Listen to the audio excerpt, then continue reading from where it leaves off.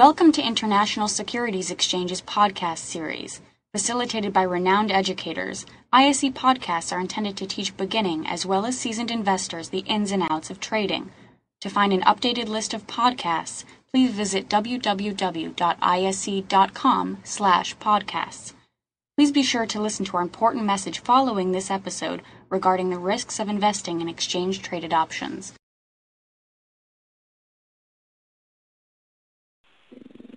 This, for instance, folks, the slide we're looking at here, that's just that volatility, the VIX. And the reason I call your attention to it, if you look over on the graph over here, where we're talking right here, the red zone on the far left of the graph, the volatility used to be, and this is February of 07, basically January through the end of February of 07, used to be that we saw volatilities in the 10 to 12 range out of the VIX, which tracks the S&P 500.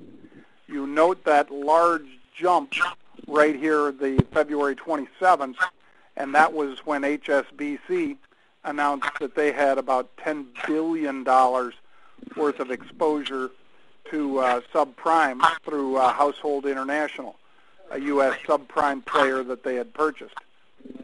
When you see that spike, and it's also part of the situation with China having a 9% correction in a day. That's why we see that dramatic spike out of that range, which had been, very tightly defined between, let's say, 10 and 12. We saw that spike carry it up above 18.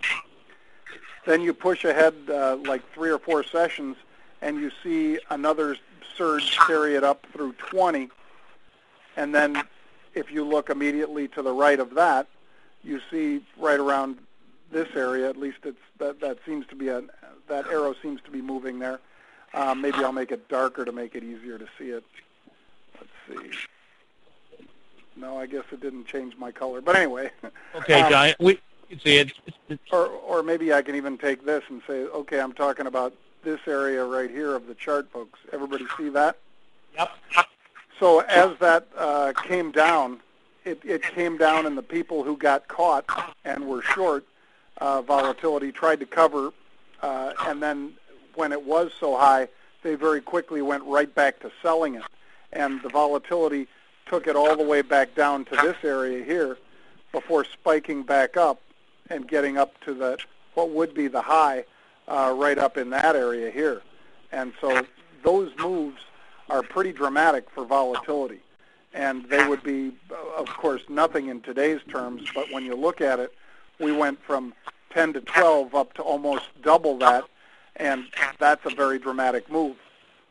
On this next slide, you'll note that the upper and lower end of the volatility never got into the lower or into the previous range whatsoever, but basically we held in that 12, that became support. What had previously been upside resistance became support for volatility, or VIX, and the upper end of the band was double the width. Instead of just being a 2-point differential, it was 4. And I'm sure there are all kinds of Fibonacci reasons and everything for that, Stephen, why that would be, but basically we went into a much more volatile period going through the end of June last year.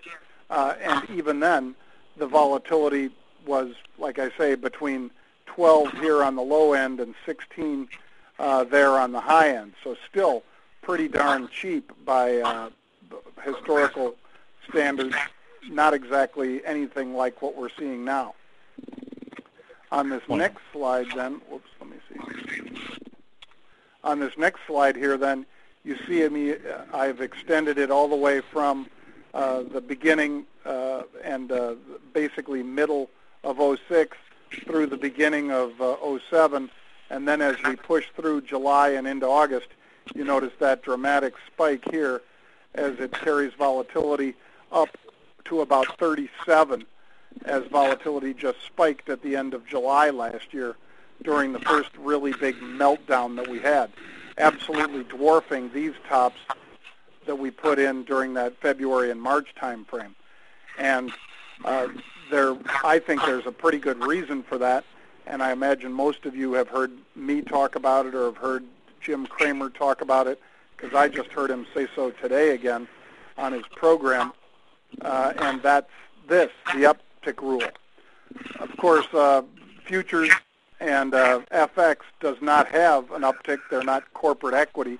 Anything that's not corporate equity did not have an uptick regardless, but they basically repealed the uptick rule early July of last year. And as you'll note from that slide, the level that the volatility was at prior to that repeal, we never really got back to that zone whatsoever, and instead went into that big spike that we saw the end of July and then all the way to that spike in August of last year when they made that first cut to the discount rate after all those consecutive rate increases had carried interest rates back up. So I would say that external things like this, like the Congress repealing the uptick rule, or various things that could happen with the ECB.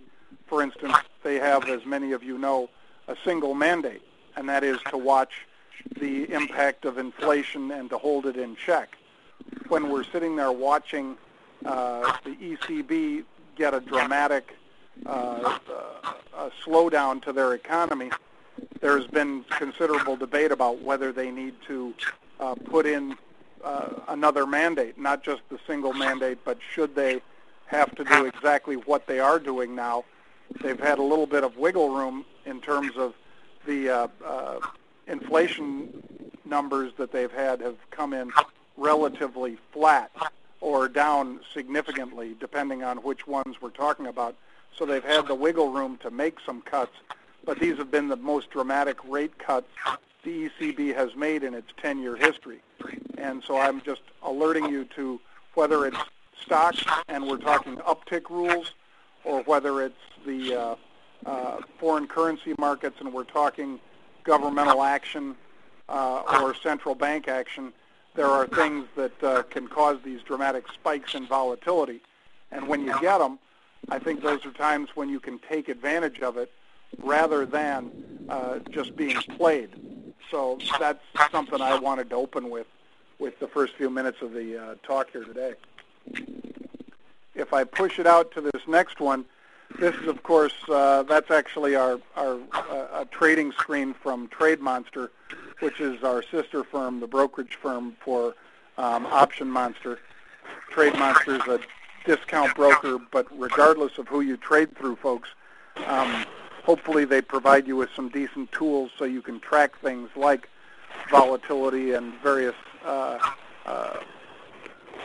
option strategies that you can use, because the ones we're going to be describing here are ones that I use on a daily basis to mitigate some of the risks in the market.